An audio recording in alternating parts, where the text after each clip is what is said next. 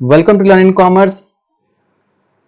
आज उसी money in banking के चैप्टर के अंदर मनी के टॉपिक को हम आज कंटिन्यू कर रहे हैं। पिछली क्लास में आपको बार्टर सिस्टम बताया था और आज बार्टर सिस्टम के बाद जो मनी ने इस बार्टर सिस्टम की समस्याओं को दूर किया है उसके बारे में आज पढ़ेंगे। मनी, हम स्टार्ट करें मनी से। मनी होती क्या है? मनी आज हम जानते हैं रुपीज, नोट्स, करेंसी जो हमारे पास है उसको मनी बोलते हैं। वैसे एक चीज देखी जाए ना तो एक आदमी कहते हैं, मतलब लोग कहते हैं money is what money does. जो मनी का काम कर दे वो मनी है। ये कहावत है। आज अगर मैं आज कोई चीज लेने जाता हूं तो उसके बदले में मनी दे रहा हूं, रुपीज दे रहा हूं, क्योंकि वो रुपीज एक्सेप्ट कर लेगा। लेकिन अगर आज वो दुकानदार मेरे से किसी चीज के बदले में कोई और चीज यानी कि फर्नीचर लेने को तैयार हो जाए तो वो भी मनी का काम कर देगी ना, तो वो मनी बन जाएगी। जो मनी का काम कर दे वो मनी कहलाई जाएगी। लेकिन मनी एक ऐसी चीज होती है जिसको हर कोई जनरली एक्सेप्ट करे। ये तो एक रेयर केस था कि उसने एक्सेप्ट कर लिया, पर हर आदमी एक्सेप्ट नहीं करेगा ना। Means money may be defined as anything which generally accepted. हर आम तौर पर हर आदमी उसको एक्सेप्ट करे, एक्सचेंज के लिए, मेजरमेंट के लिए, स्टोर के लिए और डेफर्ड पेमेंट के लिए। जो हमने चार फंक्शंस पढ़े, चार समस्याएं पढ़ी थी हमने कि एक तो लैक ऑफ डबल कॉन्फिडेंस था, उसके अलावा हम मेजर नहीं कर सकते थे, स्टोर नहीं कर सकते थे और डिलेड पेमेंट में मुश्किल होती थी। इन सभी चीजों की फंक्शंस को पूरा करता है ये मनी। तो मनी एक ऐसी चीज है जो इन चारों चीजों की समस्याओं को दूर करके इनके फंक्शंस पूरे करे और साथ साथ इसको हर कोई एक्सेप्ट करे। That is called money. Okay, अब बात करते हैं मनी के फंक्शंस की। मनी क्या क्या काम करता है जो हमने बात की। तो मीडियम ऑफ एक्सचेंज, सबसे पहला जो फंक्शन है वो मीडियम ऑफ एक्सचेंज। मींस आज मनी जो है वो किसी भी चीज की पेमेंट करने में काम आती है। मनी ने सबसे बड़ी जो डिफिकल्टी थी ना डबल कॉन्फिडेंस की, वांट्स की, वो समस्या दूर कर दी बार्टर सिस्टम की। अब आज मनी की वजह से इजीली पेमेंट हो सकती है किसी भी गुड्स एंड सर्विसेज की। जहां पहले बार्टर सिस्टम में होता था कि मुझे एक आदमी ढूंढना पड़ता है जो मेरे से मेरी चीज ले भी ले और मुझे वो चीज दे दे जो मुझे चाहिए। लेकिन अब मनी में ऐसी जरूरत नहीं है। मैं अगर कोई चीज अपनी बेचना चाहता हूं, मैं अपनी चीज ए को बेच दूंगा, ए को बेच के उससे पैसा ले लूंगा और उस पैसे से मैं बी से जाके वो सामान खरीद लूंगा जो मुझे चाहिए।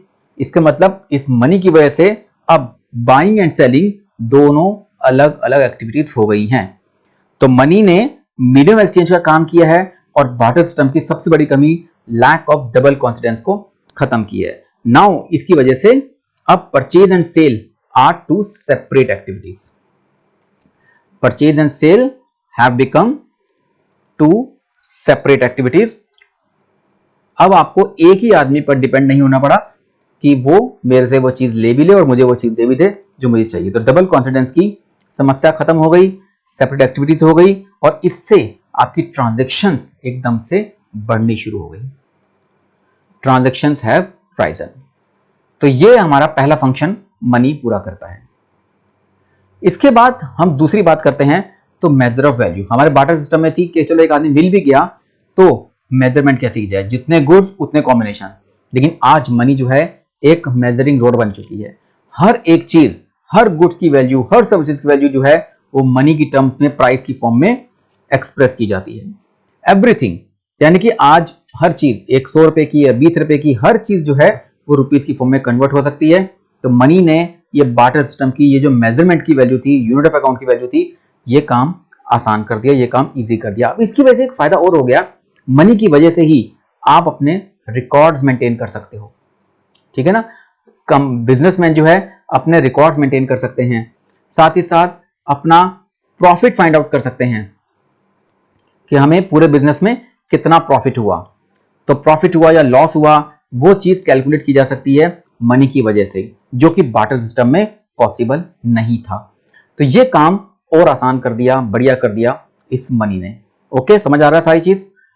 तीसरा फंक्शन, जो तीसरी कमी एक और थी उसके अंदर, वो थी स्टोर की। लेकिन आज मनी के अंदर स्टोरेज की प्रॉब्लम भी नहीं है।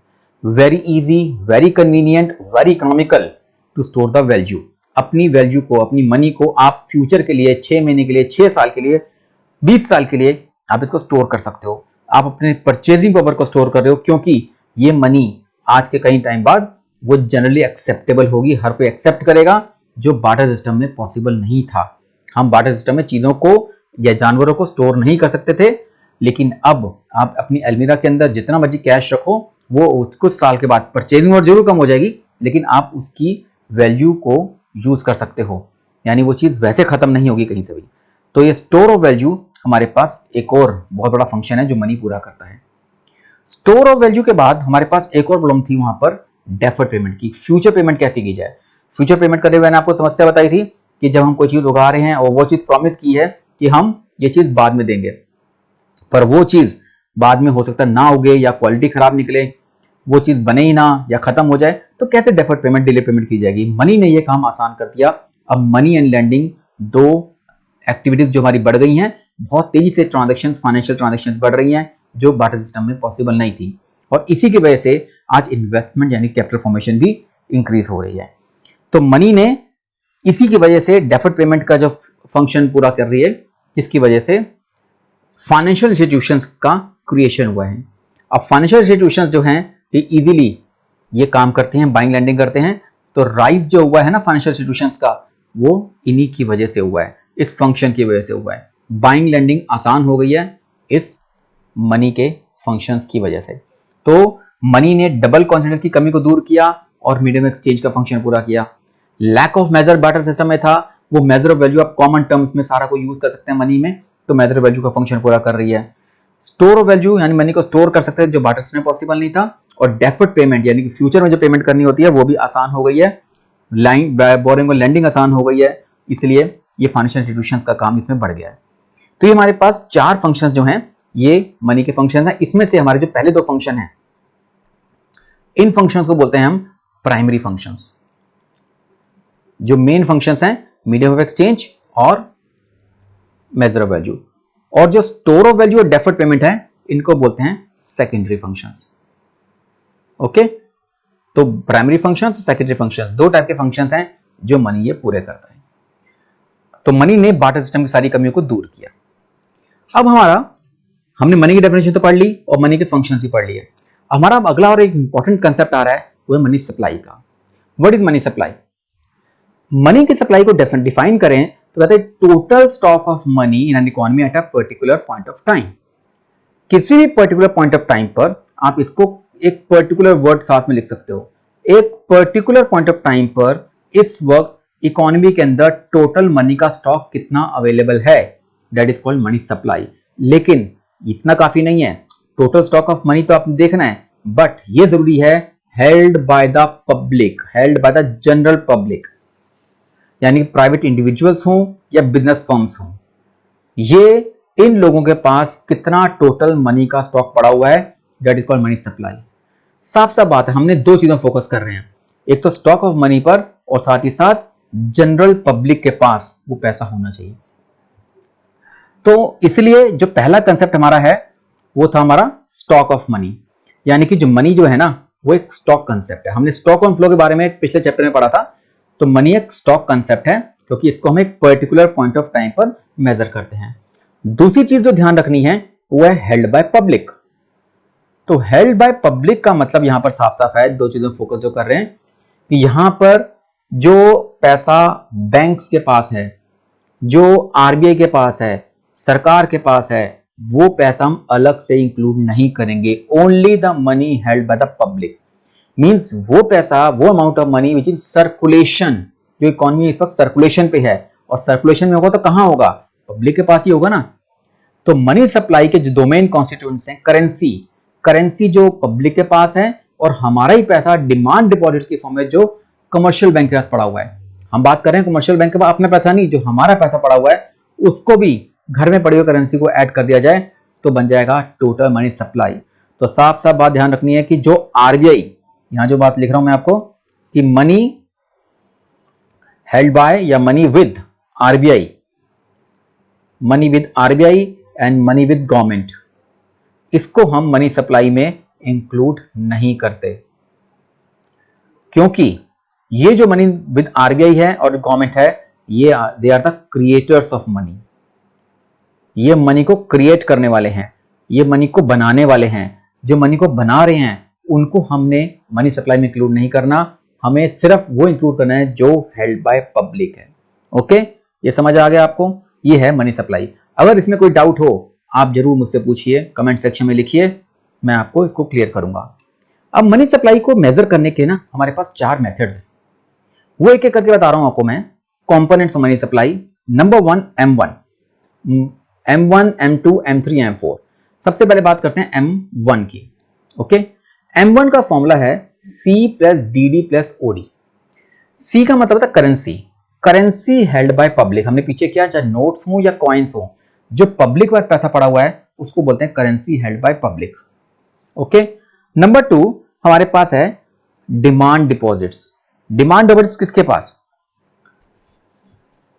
हमारे जो पैसे हैं जो कमर्शियल बैंक के पास पड़े हुए हैं उसको बोलते हैं हम डिमांड डिपॉजिट। देखो, करेंसी जो हेल्ड बाय पब्लिक की बात कर रहे हैं, चाहे हमारे पास कॉइन्स हो किसी भी तरीके का, और चाहे वो नोट्स हो किसी भी तरीके के, कितने भी डिनोमिनेशन के, ये सब कुछ हम करेंसी हेल्ड बाय पब्लिक के अंदर लाते हैं। डिमांड डिपॉजिट जो देख रहे हैं यह कमर्शियल बैंक के पास, कमर्शियल बैंक के पास जितना भी पैसा हमारा पड़ा हुआ है सेविंग्स अकाउंट में, करंट अकाउंट में, वो सारा पैसा हम डिमांड डिपॉजिट्स में इंक्लूड करते हैं। डिमांड डिपॉजिट का मतलब होता है वो पैसा जो डिपॉजिट किया हुआ है जिसको जब मर्जी हम डिमांड पर वापस मांग सकते हैं। It can be withdrawn on demand, they are known as demand deposits. तो वो कमर्शियल बैंक के पास जो पैसा पड़ा हुआ है हम लोग जब मर्जी वापस मांग सकते हैं, इसलिए उसको डिमांड डिपॉजिट्स बोलते हैं। तीसरा number other deposits with RBI. RBI के पास जो डिपॉजिट्स होते हैं वो हमारे पास जैसे फ्रॉम, चाहे उनके पास फॉरेन गवर्नमेंट का हो, ठीक है ना, फ्रॉम फॉरेन गवर्नमेंट का हो, या फ्रॉम फॉरेन इंस्टीट्यूशंस का हो, फाइनेंशियल इंस्टीट्यूशंस का हो, फॉरेन आपका जैसे यूएनओ या यूएन का या आईएमएफ का, आईएमएफ से लिया हो, वर्ल्ड बैंक से लिया हो। अगर यहां से आरबीआई के पास कोई पैसा आया हुआ है वो सब हम डालेंगे अदर डिपॉजिट्स विद आरबीआई। तो ये अदर डिपॉजिट्स चाहे वो सरकार के पास, सरकार से, फॉरेन गवर्नमेंट से आया हो, फॉरेन इंस्टीट्यूशन से आया हो, या आईएमएफ या वर्ल्ड बैंक से आया हो, इन जगह से अगर आरबीआई का पैसा आया हुआ तो उसको बोलते हैं अदर डिपॉजिट यानी ओडी। तो C means currency held by public, DD means demand deposits with commercial banks which can be withdrawn anytime on demand, and OD means other deposits with RBI, जो कहीं ना कहीं से बाहर से कहीं यहाँ से आया हुआ पैसा वो उसको अदर डिपॉजिट्स में ऐड कर देंगे। तो C plus DD plus OD को ऐड करके हम निकालते हैं M1। अब दूसरा आता है M2। M2 का मतलब होता है जो M1 की 3 कंपोनेंट्स हैं C plus DD plus OD, उसके अलावा हम इसमें सेविंग डिपॉजिट्स जो हम पोस्ट ऑफिस के अंदर सेविंग्स अकाउंट खोलते हैं उसको भी ऐड कर दें तो हमारा बन जाएगा सेकंड मेजर M2। तो M1 की 3 चीजें C plus DD plus OD और साथ साथ पोस्ट ऑफिस के अंदर सेविंग्स बैंक अकाउंट। ओके, तीसरा जो हमारा कंपोनेंट है वो M3। M3 का मतलब होता है M1 की 3 चीजें जो C plus DD plus OD है, साथ साथ जो हम बैंक के अंदर फिक्स डिपॉजिट्स करते हैं। देखो, जो डिमांड डिपॉजिट यहां मैंने बताया था, ये मैंने बताया सेविंग्स और करंट अकाउंट जिसको जब मर्जी निकाल सकते हैं। ये टाइम डिपॉजिट या फिक्स डिपॉजिट्स होते हैं, इसको जब मर्जी हम निकाल नहीं सकते, ये बैंक के पास पड़े रहेंगे कुछ टाइम के लिए, मैच्योरिटी तक, 3 साल 4 साल 5 साल तक पड़े रहेंगे। इसका मतलब इसको हम अपनी मर्जी से निकाल नहीं सकते। हाँ, ऐसा नहीं इमरजेंसी में नहीं कर सकते, इमरजेंसी में सब कुछ निकाला जा सकता है, लेकिन एफडी का पैसा नॉर्मली मैच्योरिटी के बाद मिलता है, इसलिए उसके अंदर तो हमने सेविंग्स और करंट अकाउंट डाले थे डिमांड डिपॉजिट्स में, पर उस C plus DD plus OD के अंदर हम अगर एफडी भी ऐड कर दें जो बैंक के पास पड़े हुए हैं तो हमारा बन जाएगा M3। पर ध्यान रखना, इसके अंदर M3 के अंदर पोस्ट ऑफिस के डिपॉजिट्स नहीं है, तो M1 में खाली पोस्ट ऑफिस के डिपॉजिट्स ऐड किए तो M2, और उस M1 में अगर एफडी ऐड की है हमने बैंक के पास जो पड़े हुए हैं उसको बोलेंगे M3। ओके, एक और मेजर है फोर्थ M4। M4 के अंदर जो आ रहा है वो M3 के सारे मेजर्स, यानी कि जैसे C plus DD plus OD हो, साथ में फिक्स डिपॉजिट्स भी हैं वो भी आ गए, साथ ही साथ जो टोटल डिपॉजिट्स पोस्ट ऑफिस के पास पड़े हुए हैं सेविंग्स बैंक में, लेकिन उसमें NSC नेशनल सेविंग सर्टिफिकेट्स को इग्नोर कर दो, एक्सक्लूड कर दो। तो सेविंग्स अकाउंट का जो पोस्ट ऑफिस है, पोस्ट ऑफिस के सेविंग्स बैंक अकाउंट हमारे खुले हुए हैं, उसको ऐड करने हैं सारे, लेकिन नेशनल सेविंग सर्टिफिकेट्स जो 5 साल के लिए हमारे इश्यू होते हैं उसको छोड़कर, या किसान विकास पत्र को छोड़कर हम सारे डिपॉजिट्स पोस्ट ऑफिस के भी ऐड कर दें तो बन जाता है हमारा M4। ओके, तो ये हमारे पास M1, M2, M3, M4 4 measures हैं। इसमें से थोड़ा सा बता दूं कि जो M1 और M2 को बोलते हैं ना, ये बोलते हैं मोस्ट लिक्विड। वैसे M1 सबसे ज्यादा लिक्विड है, तो जो M1 है वो हमारा सबसे ज्यादा लिक्विड है और उसके बाद इसकी लिक्विडिटी कम होती चली जाती है। तो इसको अगर लिख दें कि M1 is the most liquid और M4 is the least liquid, सबसे कम लिक्विड वाला हमारे पास है जिसमें लिक्विडिटी कम होती है, वो है M4। साथ ही साथ जो हम M1 और M1 और M2 को बोलते हैं हम नैरो मनी, ये भी ध्यान रखना, ये नाम में आते हैं, ये नैरो मनी कहलाते हैं। और जो M3 और M4 हैं ये हमारे कहलाते हैं ब्रॉड मनी, क्योंकि इसमें ज्यादा कंपोनेंट्स इंक्लूड हैं। तो नैरो मनी में M1 M2 और ब्रॉड मनी में M3 M4। ओके, ये हो गया मनी सप्लाई के बारे में, मनी के बारे में। अब मैं आपको इससे कुछ जुड़े हुए कुछ और टॉपिक्स भी साथ में बता रहा हूं। उसके अंदर सबसे पहले बात करते हैं हम इसमें लीगल डेफिनेशन की। मनी की कुछ डेफिनेशंस हैं जिसमें हम लीगल डेफिनेशंस की बात करेंगे। देखो, इसमें पहले लीगल डेफिनेशन क्या है। अब मनी की डेफिनेशन में एक होता है legal tender money. Legal tender money का मतलब है जो पैसा लीगली यूज कर सकते हैं अपनी डेट से पेमेंट करने के लिए। It can be used, legal tender money होता है it can be used legally to make payments. तो पेमेंट्स करने के लिए जिसको हम लीगली यूज कर सकते हैं, जिसको मना नहीं कर सकता, उसको बोलते हैं लीगल टेंडर मनी। अब इस लीगल टेंडर मनी के दो पार्ट्स पड़ेंगे। पहला है limited legal tender, limited legal tender, और एक होता है अनलिमिटेड लीगल टेंडर। जो लिमिटेड लीगल टेंडर है ये हम यूज कर सकते हैं, it is used for payment up to a limit, up to a certain limit. यानी ये सब लिमिट तक यूज कर सकते हो इसको, आप अनलिमिटेड तरीके से यूज नहीं कर सकते। फॉर एग्जाम्पल, आपको अगर किसी को पेमेंट करनी है 1000 रुपए की, तो क्या 1000 रुपए की पेमेंट करने के लिए क्या आप उसको 1-1 रुपए के सिक्के दोगे? नहीं दोगे, और ना ही वो लेगा। यानी एक लिमिट है, उस लिमिट तक ही आप उसको यूज कर सकते हो। तो जो कॉइन्स है ना, कॉइन्स जो आते हैं वो सिर्फ आपके लिमिटेड लीगल टेंडर में आते हैं, जिसकी पेमेंट आप सिर्फ छोटी पेमेंट करने के लिए यूज कर सकते हो। आप 50 रुपए, 100 रुपए, 400 रुपए, 500 रुपए तक आप किसी को पेमेंट कर लो, तो वो पेमेंट आप कॉइन से कर लेते हो। लेकिन बड़े फिगर्स के लिए, बड़ी अमाउंट पेमेंट करने के लिए आप इन कॉइन्स को यूज नहीं करते हो, ना ही वो एक्सेप्ट करेगा, इसलिए इसको बोलते हैं लिमिटेड लीगल टेंडर। दूसरा जो हमारा unlimited legal tender. Unlimited legal tender का मतलब है जिसकी पेमेंट करने के लिए, जिसको यूज कर सकते हो आप किसी भी हद तक पेमेंट करने के लिए। तो it can be used for any amount, it can be used for any payment amount. तो किसी भी अमाउंट की पेमेंट करने के लिए आप इस अनलिमिटेड लीगल टेंडर, यानी कि आपके पास जो नोट्स हैं, करेंसी नोट्स हैं, पेपर नोट्स हैं, जो पेपर नोट्स आपके हैं वो सारे यूज कर सकते हो इस अनलिमिटेड लीगल टेंडर में पेमेंट करने के लिए। ओके, ये हो गया लिमिटेड लीगल टेंडर और अनलिमिटेड लीगल टेंडर, जो लीगल डेफिनेशन के अंदर, लीगल टेंडर मनी के अंदर आते हैं। इसी तरीके से एक और हमारे पास है, एक होता है फिएट मनी और एक होता है फिड्यूशियरी मनी। एक डेफिनेशन पर करते हैं। Fiat money is the money by the order of the government. Government ने अगर किसी को कह दिया कि ये मनी है तो मनी बन जाएगी। हमारे देश के अंदर जो कॉइन्स हैं, जो करेंसी है, जो पेपर नोट्स हैं, ओके, ये सारे हमारे क्या हैं, ये bye the order of the government है कि इसको हम किसी भी तरीके से यूज कर सकते हैं पेमेंट करने के लिए या एक्सचेंज करने के लिए।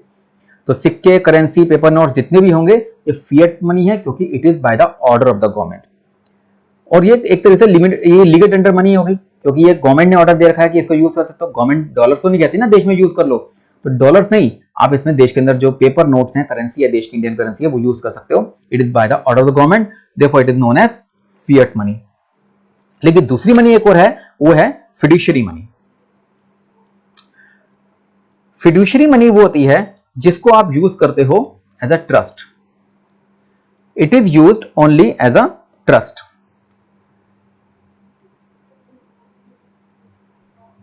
It is accepted on trust. ये गवर्नमेंट नहीं कहती।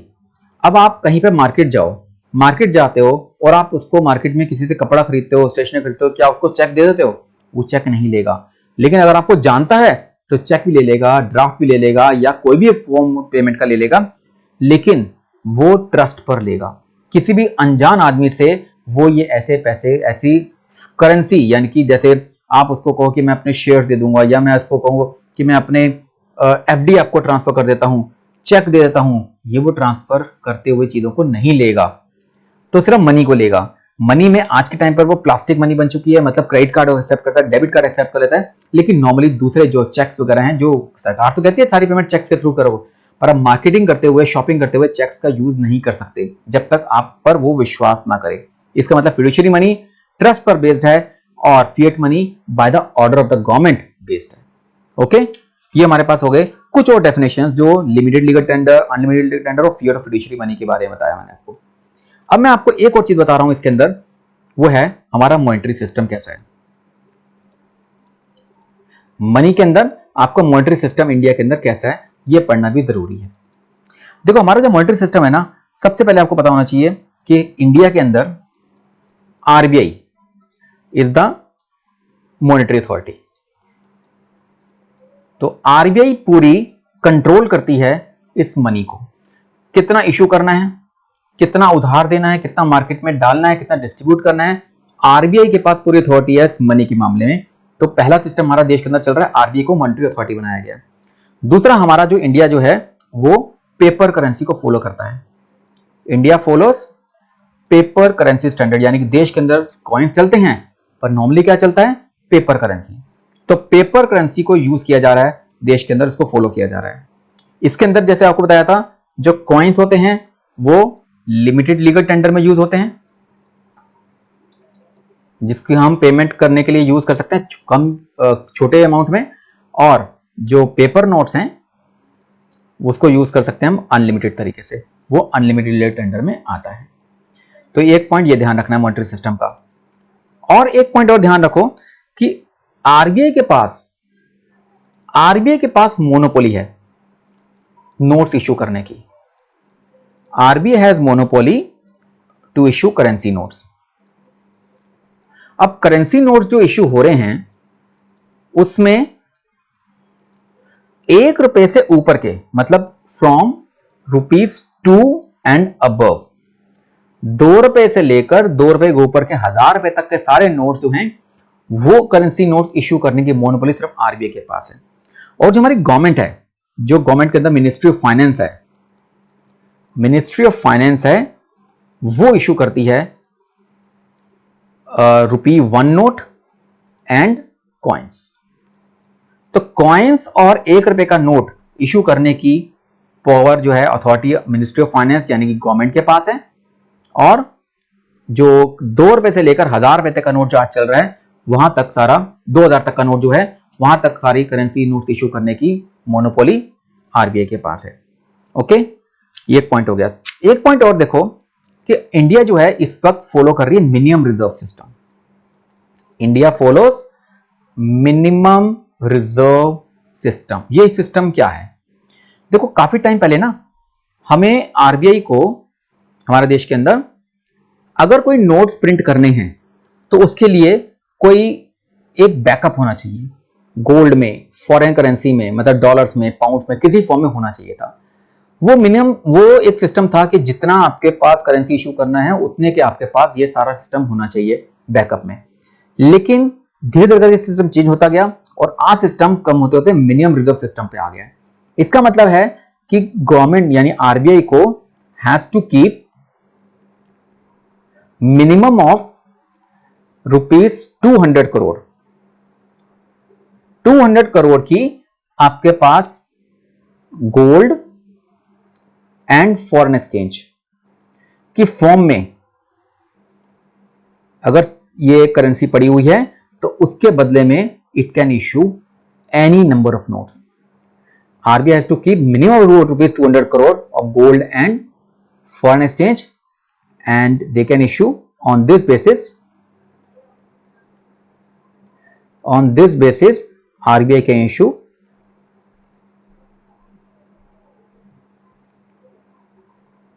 any number of notes। Okay, तो ये हमारे पास सिस्टम है मिनिमम रिजर्व सिस्टम का। और तो मतलब ये हुआ कि आरबीआई मॉनेटरी अथॉरिटी है, पूरी पावर है, कॉइन्स हमारे लिमिटेड लीगल टेंडर है, पेपर नोट्स अनलिमिटेड टेंडर है, 2 रुपए से ऊपर के सारे नोट आरबीआई बनाती है और 1 रुपए का नोट और coins ministry of finance government of India बनाती है। 200 करोड़ में से भी आपको एक चीज बताऊं, जो मैंने आपको चीज बताई, इस 200 करोड़ में से भी वो 115 करोड़ का तो गोल्ड होना चाहिए और बाकी ये फॉरेन करेंसी हो या कोई भी फॉर्म में और फॉरेन एक्सचेंज हो वो आप ले सकते हो। तो ये आपका होगा मॉनेटरी सिस्टम इंडिया। तो आज की क्लास में मैंने आपको क्या बताया, मनी क्या थी, मनी सप्लाई क्या है, मनी के मेजरमेंट, उसके कंपोनेंट्स क्या थे, मॉनेटरी सिस्टम क्या देश के अंदर है, और साथ ही साथ मैंने आपको बताया कुछ लीगल डेफिनेशंस और मनी की बाकी बची हुई डेफिनेशंस। तो ये आपका आज की क्लास में मैंने आपको मनी के चैप्टर को टॉपिक को खत्म कर दिया। नेक्स्ट क्लास में मैं आपको शुरू करूंगा बैंकिंग चैप्टर, जिसके अंदर हम कमर्शियल बैंक और सेंट्रल बैंक दोनों के टॉपिक्स डिटेल में पढ़ेंगे।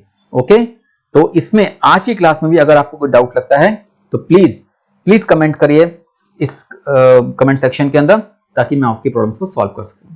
Okay, stay connected with learn in commerce. Thank you and keep updated with all the coming videos. Thank you once again.